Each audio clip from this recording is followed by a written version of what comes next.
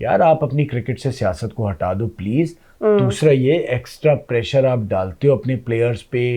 आप लोग वो बॉलीवुड वाले सारे शहजादे आ जाते हैं जिन्हें स्पोर्ट्स का अंदाजा ही नहीं कि कितना प्रेशर होता है।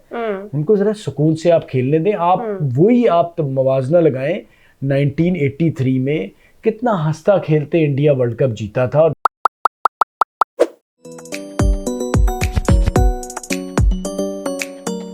Hello and welcome to Lapara shot. मैं हूं सादिया सैमसन और मैं हूं फवाद मुस्तफा। Welcome back. बहुत बहुत शुक्रिया, जबरदस्त। अच्छा सादिया मुझे बताइए, अगर हमने कभी कोई डाइट प्लान बनाना हो अपना या क्रिकेटर का या किसी भी स्पोर्ट्समैन का या स्पोर्ट्स पर्सन का, मुझे ये बताएं वो कौन बनाएगा?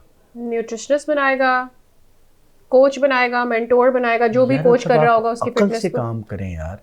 पीसीबी का साबिक चेयरमैन, क्या हो गया? ठीक है, पाकिस्तान का साबिक कप्तान, एचएसएन का पढ़ा हुआ है, पंजाब यूनिवर्सिटी से एमबीए किया है, उसने मुझे अभी बताया है, हमने देखा था अभी रिसेंटली कि साइंटिस्ट अब बनाने लग गए। मुझे मैं हम तो जाहिल हैं, हमें अंदाजा ही नहीं है कि अब जो है साइंटिस्ट बना रहे हैं। और हमारी बदकिस्मती है इस मुल्क की कि इतना जबरदस्त एक काबिल चेयरमैन चला गया और अभी तक हमारी पूरी टीम के भी जो जितना डाइट प्लान था वो साइंटिस्ट ही बना रहे होते और हम दुनिया को बताते कि साइंटिस्ट क्या कुछ कर सकते हैं। और न्यूट्रिशनिस्ट जो हैं उनसे फिर हम कोचिंग करवा रहे होते और फिर हम जो और इसी तरह से ओ भाई अल्लाह को माने भाई, आप लोग कुछ मतलब माशाल्लाह पढ़े लिख के लोग हैं आप लोग यार, पढ़ लिख के इस किस्म की चबल मारते हैं। मुझे लगता है कि आप लोग टीवी पे काना बंद कर दें, आप लोगों की बड़ी इज्जत है। आप लोग कैसे कर लेते हैं ये बातें? मतलब आप एक्चुअली सीरियस? जी जनाब सीरियस थे ये। मैंने भी मैं इतने दिन लगा के जो बात कर रहा हूँ इसीलिए कर रहा हूँ कि पूरी तफसील से इस बारे में मैंने इंफॉर्मेशन जिस भी चैनल पर उन्होंने ये बात की या जिस भी शो में अगले होस्ट ने उनसे पूछा नहीं कि भाई आप क्यों ये बात कर रहे हैं, इसके पीछे साइंस क्या है, आपकी रिसर्च क्या है, क्यों आप कहेंगे? अगर ये मजाक नहीं था तो नहीं भाई, हमारी मसला है कि अगला बंदा बेचारा वो इज्जत में ये कुछ नहीं कह पाता। हालांकि पूछना चाहिए कि भाई तुम्हारी भी खिंचाई होगी, मतलब तुम भी उतने ही बोंगे हो कि अगर तुम मुझसे सवाल नहीं करे कि आपने बोंगी कैसे मारी है। भाई मतलब आप मुझसे ये पूछ लीजिए करें अगर मैं गलती से कुछ उनकी बोंगी मार दूं। मैं तो नहीं छोड़ दिया आपको, तो पता है इसलिए क्योंकि यहाँ तक नहीं है ये हमारी बात गई है इंडिया तक, हर बंदा रिकॉर्ड लगा रहा है यार। मतलब भाई कैसे कर लेते हैं? अच्छा मुझे अब ऐसा लगता है कि रमीज राजा जो है ये जानबूझ के करते हैं। Because I rank him really high, कम से कम दिमागी तौर पर बहुत अच्छे हैं वो, वरना मुझे ऐसा लगता है वो जानबूझ के ऐसी चीजें करते हैं। अगर वो वाकई तालीमी इदारों के साथ जुल्म कर रहे हैं। लोग ऐसी चीजें बाय करते हैं, देखते हैं, व्यूज आते हैं, आपकी वीडियो हजारों लाखों मिलियन टाइम्स देखी जाती है। अभी हम भी वही बोंगी मार दें, ये तरीके से करना है, ठीक है नहीं मार सकते, रात को नींद नहीं आती। मतलब सारा ये है कि यार आप लोग ये सोचे कितने अच्छे इदारों से आप पढ़े हैं और हम कहते हैं जी पढ़े लिखे क्रिकेटर, अगर पढ़े लिखे क्रिकेटर ये करेंगे तो बाकी तो फिर अल्लाह ही हाफिज है। सेकंड है हमारे पास T20 का India versus Australia, second T20 पहले में क्लोज आए थे, दूसरा तो ऐसा ताबड़तोड़ हमलों के साथ। ऑल्दो इस स्टेडियम में I have seen whoever bats first उसको एक एज रहता है, लेकिन क्या स्टार्ट किया जयसवाल ने, I was and coming down, रुकने को तो यानी इतना बड़ा टोटल T20 के लिए कैसे करते हो? ऐसे नहीं करना चाहिए दूसरी टीम के साथ। मैडम आपको हम वर्ल्ड कप के आखिरी मैच पे पहले T20 का बता के गए थे कि विशाखापट्टनम में इंडिया फेवरेट है, ठीक है, क्योंकि फवाद भाई ने बोला था, उसकी वजह ये थी कि भाई फिर मैं वही बात करूंगा, मेरे दोस्त यार भाई बड़ी खुशियां मना रहे थे कि जी इंडिया फाइनल हार गया।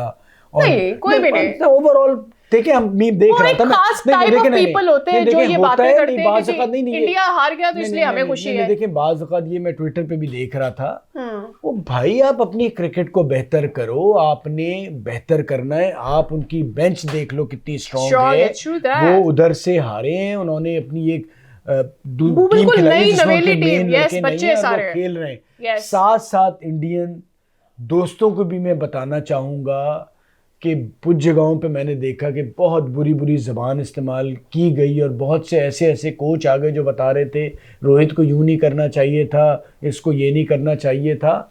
वो भाई हार आप फाइनल में और टेस्ट चैंपियनशिप ले लो या उसके अलावा भी सेमीफाइनल्स और फाइनल्स हार रहे हो, इस बारे में सोचो यार। आप अपनी क्रिकेट से सियासत को हटा दो प्लीज़। दूसरा ये एक्स्ट्रा प्रेशर आप डालते हो अपने प्लेयर्स पे। आप लोग वो बॉलीवुड वाले सारे शहजादे आ जाते हैं जिन्हें स्पोर्ट्स का अंदाजा ही नहीं कि कितना प्रेशर होता है, उनको जरा सुकून से आप खेलने दें। आप वही आप तो मवाजना लगाएं 1983 में कितना हंसता खेलते इंडिया वर्ल्ड कप जीता था और वेस्ट इंडीज टॉप की टीम थी, कोई तसव्वुर भी नहीं कर रहा था कि वेस्ट इंडीज हार पाएगी।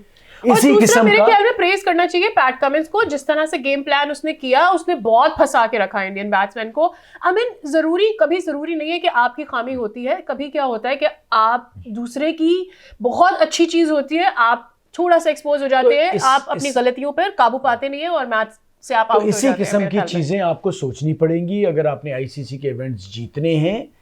टीम को ठंडा रखें, उनको एंजॉय करने दें और पीछे से अपने सोशल मीडिया वगैरह के ड्रामे थोड़े से कम कर दें। अगर बाकी आप आपकी टीम जाते हैं, नो डाउट इंडिया की टॉप टीम है और ये मैं यहाँ से बैठ के ये बात कर रहा हूँ क्योंकि इंडिया की टीम वाकई टॉप टीम है। True that. और अगर अब भी इतने सारे मैचेस जीतने के बाद भी अगर फैंस इस तरह का सिला देंगे तो मेरे ख्याल में उनके लिए इससे ज्यादा हर्टफुल कोई चीज नहीं हो सकती।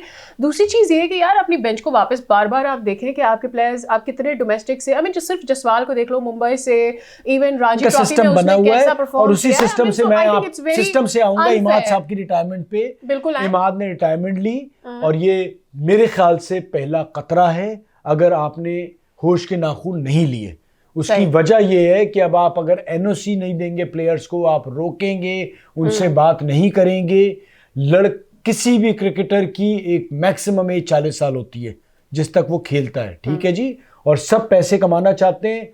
हुब्बुल वतनी जो है वो पीस क्रिकेटर पे नहीं है, बाकी जो लोग दुनिया में काम कर रहे हैं उनके ऊपर भी है, ठीक है। और हुब्बुल वतनी का मतलब ये थोड़ी आप उसको भूखा मार दें, आप उसे चांस ही ना दें, सियासत की नजर करते रहें कांस्टेंटली। देखिए स्ट्रेट बात है, और कोई भी प्लेयर अगर खेल रहा है ना तो उसकी प्लेइंग लाइफ 40 इयर्स है, लेकिन अगर आप उसको 41 के बाद मौका ही नहीं दे रहे खेलने के लिए, फिर तो क्या लाइफ है? आपने सादिया अपॉर्चुनिटी मिस कर दी। आपको T20 वर्ल्ड कप में इमाद चाहिए और मैं आपको अभी बता दूं आप हाथ जोड़ के उसे वापस भी लाएंगे। अब आपको सोचना पड़ेगा, प्लेयर नहीं रुक रहा है। सही। अब होता ये था कि आप फर्स्ट क्लास नहीं खेलने देते थे, आप समझते थे कि फर्स्ट क्लास नहीं खेलेगा तो लीग क्रिकेट नहीं खेल पाएगा, अमेरिका नहीं जा पाएगा। लाहौर कलंदर ने वो काम भी तमाम कर दिया। 5 लड़के जिम्बाब्वे चले गए, वो वहां फर्स्ट क्लास क्रिकेट खेलेंगे, उसके बाद दुनिया में सारे दरवाजे खुल जाएंगे। पीसीबी को अपना रवैया बेहतर करना पड़ेगा। आपकी क्रिकेट नीचे की तरफ जा रही है। मैं T20 टूर्नामेंट देख रहा हूँ, ऐसा तो हमारे जमाने में डिस्ट्रिक्ट क्रिकेट होती थी, कोई क्वालिटी नहीं है, आप खर्चे पे खर्चा कर रहे हैं, बेकार खर्चा है। अभी जो नेशनल T20 का भी रिजल्ट्स आ रहे हैं, they are very bad। Third class cricket हो रही है। 148 128 कंडीशंस ओवरऑल। अगर आपने अपनी क्रिकेट को बेहतर नहीं किया, आपके यहाँ लड़का आप कोई रुकेगा नहीं और आपको प्लेयर्स नहीं मिलेंगे, ये मैं आपको बता दूं। और इमाद का इतना बता दूं कि पीसीबी को हाथ जोड़ के उसे वापस लाना पड़ेगा। और प्लस ये है कि अब आप ये तरीका कर दें, आप ये कह दें कि जी जो हमारी डोमेस्टिक क्रिकेट को प्रेफरेंस देगा पहले हम उसे टीम में सेलेक्ट करेंगे। अगर हमारे पास आपके जैसा पोटेंशियल टैलेंट नहीं है, आपने जितनी लीग खेलनी है खेलें, फिर हम आपको ले लेंगे। साथ साथ मैं आपको एक और बता दूं, आपकी यहाँ क्वालिटी क्रिकेट हो नहीं रही। आप अफगानिस्तान की मिसाल ले लें, उनके लड़के सिर्फ लीग क्रिकेट खेलते लेकिन उनकी क्वालिटी इंप्रूव हो रही उनकी, क्योंकि वो क्वालिटी क्रिकेट खेल रहे हैं। या तो अपनी क्रिकेट को बेहतर करें या फिर आप जो जिधर खेलना चाहते हैं खेलें, अपनी बेंच को स्ट्रांग करें। जब आप फिटनेस के ऊपर दिमाग नहीं लगा रहे होते तो ये इश्यूज होते हैं। मैं where I am coming at What I'm coming at is Haris Rauf का। पहले वहाब रियाज ने बोला कि मुझे रेड बॉल नहीं खेलना है, फिर अब पता चल रहा है कि उसको बिग बैश एनओसी नहीं मिल रहा है। मेरा स्टांस इसके ऊपर ये है कि ये ठीक है, लेकिन मेरा स्टांस इसलिए क्योंकि वो सेंट्रल कॉन्ट्रैक्ट में था, ठीक है, लेकिन at the same time there are other reservations as well. लेकिन मुझे ऐसा लगता है कि अगर किसी भी प्लेयर को आपने सेंट्रल कॉन्ट्रैक्ट में डाला है तो उसका पहले बनता है कि वो आपकी जो टीम गेम है उसको प्रेफर करे ओवर एनी अदर लीग। अच्छा, उस पर मैं सवाल आपसे ही करूंगा। बेसिकली आप बात कर रही पीसीबी वाली, आपने सेंट्रल कॉन्ट्रैक्ट में उसके साथ बैठ के बात की थी? आप पहले आपने मतलब क्या बात की? नहीं, आपने मुझे ये बताइए, 4 महीने मुझे आप बताएं, आपने 4 महीने, आपका कॉन्ट्रैक्ट 6 महीने लेट है, ठीक है, आप दिसंबर में खड़े, अभी 15 दिन पहले आपने नवंबर में आपने साइन किया ना। सुनिए, आपने जुलाई में साइन किया। अगर वो सेंट्रल कॉन्ट्रैक्ट में आप बिल्कुल एनओसी ना दें, आपने कहा 2 लीग खेल सकते हैं, तो वो लीग खेलने जा रहा है, वो टेस्ट क्रिकेट में कतई तौर पे फिट नहीं होता, आप फिर फर्स्ट क्लास क्रिकेट क्यों खिला रहे हैं? नहीं तो फिर आप उसे सेंट्रल कॉन्ट्रैक्ट नहीं देते ना, एक प्लेयर जो नहीं देना चाहिए था ना।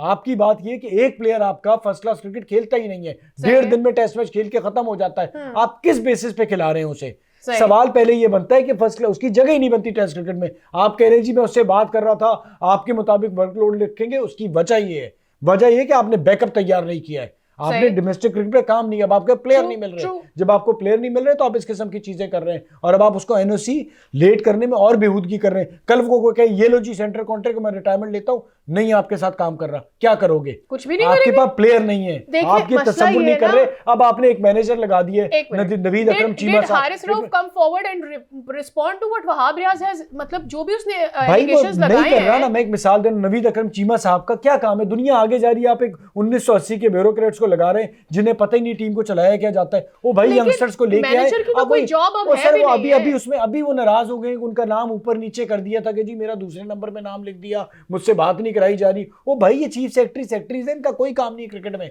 सॉरी, ये सरकारी इदारे वालों को दूर रखें।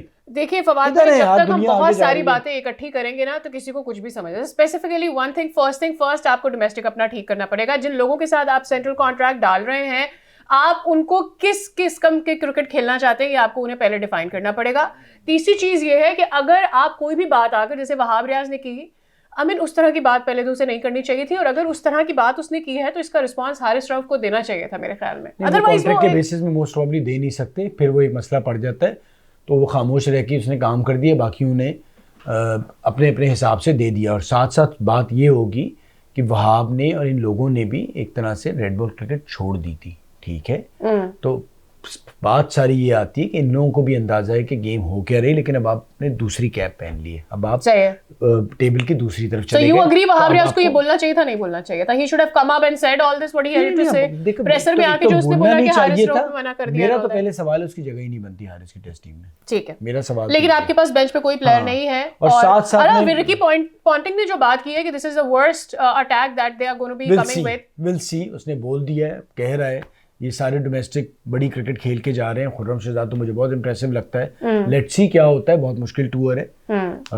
अगर आप 2-1 भी कर पाए तो मेरे, या 2-0 भी कर पाए तो मुझे तो बड़ी खुशी होगी, क्योंकि बहुत ही इनएक्सपीरियंस्ड आपकी टीम जा रही है। बॉलिंग को देख लें, बैटिंग को देख लें, तो लेट्स सी क्या होता है। बड़ा मुश्किल टूर, और बड़ी बड़ी टीमें साउथ ऑस्ट्रेलिया में हमारी बड़े बड़े नाम गए 3-0 हार के आए हैं। तो लेट्स सी क्या होता है, बहुत मुश्किल टूर है। और साथ साथ जाते जाते मैं आपको बताऊं, हम अब हर हफ्ते या 2 हफ्ते बाद एक किसी डोमेस्टिक क्रिकेट के कोच की बात करेंगे। आज मैं जिस कोच की बात कर रहा हूँ उसका ताल्लुक KPK से है, साजिद शाह। 500 से ऊपर उसने फर्स्ट क्लास क्रिकेट विकेटें ली, बड़ा शानदार फास्ट बॉलर होता था अपने वक्त का। 99 की जो वर्ल्ड कप हमने फाइनल खेला है उसकी 17 रुकनी टीम में था, फिर वो जब 15 हुई तो उसमें नहीं हुआ। बड़ा शानदार क्रिकेटर था। उसके बाद वो कोचिंग में आया, अंडर 13, अंडर 16, अंडर 19 KPK सब उसने टाइटल्स ऑलमोस्ट जीते। अब वो सियालकोट की टीम की भी कोचिंग कर रहा है। तो मैं सिर्फ बताने का मकसद ये है कि जितने अच्छे ये कोचेज हैं ना डोमेस्टिक लेवल पे, जिनका आपको भी पता होता है, और मैं कोचेस की इसलिए बात कर रहा होता हूँ सादिया कि मैं इन लोगों को, इनके जितने साथ लड़के खेल रहे होते हैं उनसे बात करता हूँ, फिर जाके आगे कि भाई, क्योंकि लड़के वो बताते हैं कोच कैसा है। और हो ये रहा है कि हमारे यहाँ हर बंदा जो है ना सिर्फ कोचिंग कर रहा है, सही जबरदस्ती। एक बंदा सही भी आया ना, तेरा हाथ आपका सही नहीं आ रहा, पैर, भाई जो बच्चे ठीक है उनको किस तरह से थोड़ा सा ट्यूनिंग करनी है वो जरूरी है, वरना अक्सर कोचिंग के चक्कर में लड़कों को खराब कर रहे हैं। तो साजिद की भी ये क्वालिटी है कि कम बोलता है, लड़कों के साथ अच्छे तरीके से लेके चलता है, उनको पता है कि परफॉर्मेंस कैसी लेनी है, क्योंकि खुद क्रिकेट खेली हुई है, बड़ा फर्स्ट क्लास का एक्सपीरियंस है। तो ये जो लोग ऐसे हैं, तमीज़दार है, बात करनी आती है, इन लोगों को आगे साथ लेके जाएं। और ये बच्चों की जो टीमें हैं या और आपकी पाकिस्तान लेवल की टीमें हैं, उसमें ज़रूर इन लोगों को इस्तेमाल करें। इससे पहले हमने आफ्ताब की बात की थी, वकास की बात की थी, हनीफ काका, मसरूर, ये सारे लोग काम कर रहे हैं। तो ये अच्छे लोग हैं, हम इसी तरह से आगे बताते रहेंगे, क्योंकि हमारी जॉब है कि अगर कोई अच्छा क्रिकेटर या कोच नज़र आता है तो हम ज़रूर उसके बारे में लोगों को बताएं, ताकि इसी बहाने शायद थोड़ी बहुत कोई बेहतरी आ सके। इसी के साथ मेरे ख्याल से हम प्रोग्राम ख़त्म करते हैं। Bye bye, Tata.